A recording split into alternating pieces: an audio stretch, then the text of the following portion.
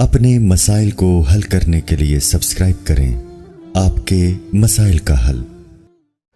فجر کی قضا ظہر سے پہلے پڑھیں یا بعد میں؟ اگر فجر کی نماز قضا ہو جائے تو کیا ظہر کی نماز سے پہلے فجر کی قضا پڑھیں یا ظہر کی نماز کے بعد قضا پڑھیں؟ محمد مرسلین انڈیا سے۔ پہلے پڑھیں۔ ایک تو فجر قضا کر دی، یہ گناہ، اوپر سے اتنی تاخیر کر رہے ہیں تو گناہ در گناہ ہوگا۔ حدیث میں آتا ہے من نام عن صلاۃ او نسیھا فلیصلیھا اذا ذکرھا فإن ذلک وقتھا۔ صحیح حدیث ہے، آپ صلی اللہ علیہ وسلم نے فرمایا کسی کی آنکھ نہ کھلے نماز میں یا بھول جائے تو جیسے ہی یاد آئے یا جیسے ہی جاگ آئے فوراً نماز پڑھے وہ، اور یہی پھر اس کا وقت ہوگا۔ تو اس میں تاخیر کرنا ٹھیک عمل نہیں ہے، تو ظہر تک بھی ڈیلے نہ کریں اس کو، یہ بھی غلط ہے۔ قضا نمازیں کس طرح پڑھیں؟ قضا نمازیں کس طرح پڑھنی چاہیے؟ کیا ان کی پانچوں نمازیں اکٹھے ایک وقت میں پڑھ سکتے ہیں؟ وحید اللہ خان کوہاٹ سے۔ جی ہاں، ایک وقت میں، ایک دن میں آپ پڑھ سکتے ہیں، ایک ٹائم پہ بھی پڑھ سکتے ہیں۔ 5 نہیں بلکہ وطر کی قضا بھی واجب ہے، تو وطر ملا کے 6 ہو جائیں گی، تو وہ قضا اکٹھی بھی پڑھ سکتے ہیں۔ اور نیت یہ کرنی ہے کہ میرے ذمے، جیسے فجر آپ پڑھ رہے ہیں تو نیت یہ کریں میرے ذمے فجر کی جتنی نمازیں لازم ہیں ان میں سے میں سب سے پہلی نماز پڑھ رہا ہوں۔ تو دوبارہ جب فجر پڑھیں گے تو بھی یہ نیت کریں گے کہ میرے ذمے فجر کی جتنی نمازیں ان میں سب سے پہلی، اس لیے کہ وہ جو پڑھ چکے ہیں وہ تو ذمے میں رہی نہیں ہے نا، تو اب جو ذمے میں رہ جائیں گی ان میں سب سے پہلی، تو اسی طرح پڑھتے چلے جائیں، وطر بھی اور ظہر بھی اور عصر بھی، اور اس میں سنت نہیں پڑھی جائے گی۔ سنتوں کی جگہ قضا نمازیں پڑھ سکتے ہیں؟ کیا عصر اور عشاء کی سنتیں غیر مؤکدہ نہ پڑھیں اور اس کی جگہ قضا نماز پڑھ لیں؟ اس طرح نفل بھی نہ پڑھیں تو کیا یہ صحیح ہے؟ محمد آصف صاحب انڈیا سے۔ جی ہاں، صحیح ہے، یہ سنت مؤکدہ تو نہ چھوڑیں لیکن غیر مؤکدہ قضا عمری کی خاطر چھوڑ دیں۔ کیا صرف فرض نماز پڑھنا ٹھیک ہے؟ اگر کوئی شخص سنت مؤکدہ اور غیر مؤکدہ اور نوافل چھوڑ کر صرف فرض اور واجب ہی ادا کرتا ہے تو کیا اسے گناہ ہوگا اور آخرت میں حساب ہوگا یا نہیں؟ نیز کیا اس کی قضا کرنی ہوگی؟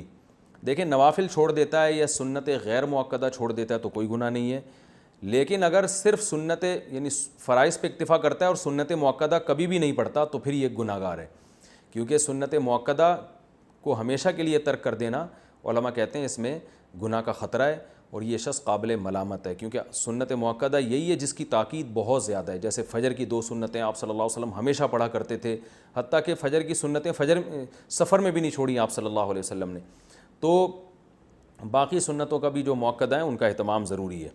کبھی کبھار چھوٹ جائیں تو کوئی حرج نہیں ہے اس میں، جیسے سفر میں چھوڑ دیں یا کوئی ایمرجنسی ہے یا بہت زیادہ تھکاوٹ ہے، کبھی کبھار چھوڑنے میں کوئی حرج نہیں ہے۔ فجر کی سنتیں رہ جائیں تو کب پڑھیں؟ کیا ہم فجر کی نماز کے بعد سنت پڑھ سکتے ہیں؟ بعض لوگ بولتے ہیں کہ تم پڑھ سکتے ہو اور بعض لوگ کہتے ہیں کہ نہیں بلکہ طلوع آفتاب کے بعد پڑھ سکتے ہو، اس بارے میں رہنمائی فرمائیں۔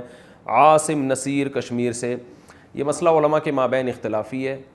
امام احمد بن حنبل، امام شافعی کے نزدیک جائز ہے کہ فجر کی فرض نماز کے فوراً بعد آپ سنتیں پڑھ لیں، لیکن امام حنیفہ رحمہ اللہ تعالیٰ کے نزدیک فوراً بعد نہیں بلکہ اشراق کے وقت آپ پڑھیں، اور یہ عبداللہ بن عمر سے ثابت بھی ہے عملاً کہ، اور یہ جو حدیث میں آتا ہے کہ نماز کے بعد سنتیں پڑھی جائیں تو احناف کے ہاں اس کا مطلب یہی ہے کہ نماز کے بعد اس وقت جب مکروہ وقت گزر جائے، اور وہ اشراق کے وقت گزر چکا ہوتا ہے، کیونکہ فجر کی نماز کے بعد نوافل نہیں ہے، تو اس لیے، اور صحابہ سے بھی منقول ہے، تو کسی وقت میں انشاءاللہ پورے ریفرنس کے ساتھ اس پہ دلائل ریکارڈ کروا دوں گا۔ ابھی تو صرف سائل نے جتنی بات پوچھی ہے تو صرف ٹو دا پوائنٹ اسی بات کا جواب دے رہا ہوں کہ فقہ حنفی میں یہی ہے کہ آپ اشراق کے وقت پڑھیں، فوراً بعد نہ پڑھیں۔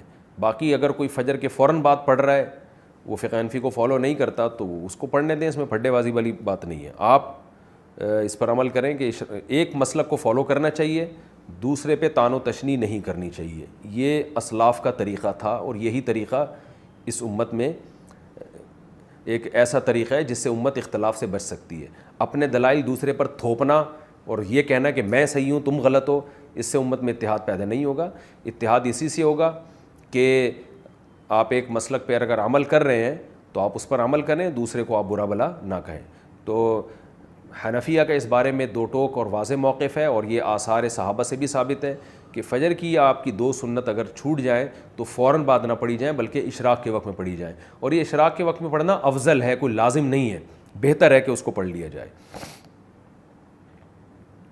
فجر میں الارم نہیں بجا تو قضا کا گناہ ہوگا. اگر کوئی فجر کا وقت ختم ہونے کے 45 منٹ بعد فجر کی نیت سے جاگا اور اٹھ کر موبائل دیکھا کہ الارم کیوں نہیں بجا, پھر وضو کر کے فرض نماز کی قضا کی, کیا اسے بھی قضا کرنے کا گناہ ملے گا یا پھر یہ معاف سمجھا جائے گا؟ عارف شیخ انڈیا سے. عارف شیخ صاحب, اگر پورا انتظام اس نے فجر میں اٹھنے کا کیا تھا پھر بھی بیچارے کی آنکھ نہیں کھلی تو پھر کیوں گناہ ملے گا؟ حدیث میں آتا ہے کہ لیس فی النوم التفریط فی الیقظہ. آپ صلی اللہ علیہ وسلم نے فرمایا کہ سوندے میں کوتاہی نہیں ہے. کوئی آدمی اگر سو جائے اور آنکھ نہ کھلے, خود آپ صلی اللہ علیہ وسلم کے ساتھ ایسا ہوا صحیح بخاری میں کہ اس کو آپ صلی اللہ علیہ وسلم کی آنکھ نہیں کھلی, کیونکہ حضرت بلال جنہوں نے جگانا تھا ان کی آنکھ نہیں کھلی, تو حضرت بلال کی جب سورج کی کرنیں آپ کے چہرے پر پڑی ہیں تو حضرت بلال کی آنکھ کھلی تو آپ نے سب کو اٹھایا. تو پورا انتظام آپ جاگنے کا کر کے سوئے پھر بھی آنکھ نہیں کھلی تو وہ معاف ہے. آپ صلی اللہ علیہ وسلم نے فرمایا کہ من نام عن صلاۃ او نسیہا فلیصلیھا اذا ذکرھا, کہ جو آدمی نماز سے سو جائے یا بھول جائے تو جیسی یاد آئے اس وقت پڑھ لے, جیسی جاگ آئے اس وقت پڑھ لے. تو اس کا مطلب انسان کے ساتھ یہ ہو سکتا ہے کہ آنکھ نہ کھلے اس کی. قضا نماز کی جہنم میں کیا سزا ہے؟ ایک قضا نماز ہونے پر 88 کروڑ سال دوزخ میں رہنے کی سزا بیان کی جاتی ہے. کیا اس تعداد کا ذکر قرآن مجید میں کہیں آیا ہے؟ برائے مہربانی اس بارے میں بتا دیں. ذیشان خان پشاور سے. ایسی کوئی متعین مدت نہ قرآن میں ہے نہ کسی مستند حدیث میں ہے کہ 88 کروڑ سال. ہاں یہ ضرور ہے کہ اسلام میں نماز قضا کرنے سے بڑا گناہ کوئی ہے نہیں. شاعر اسلام میں سے, اسلام کی علامت میں سے ہے.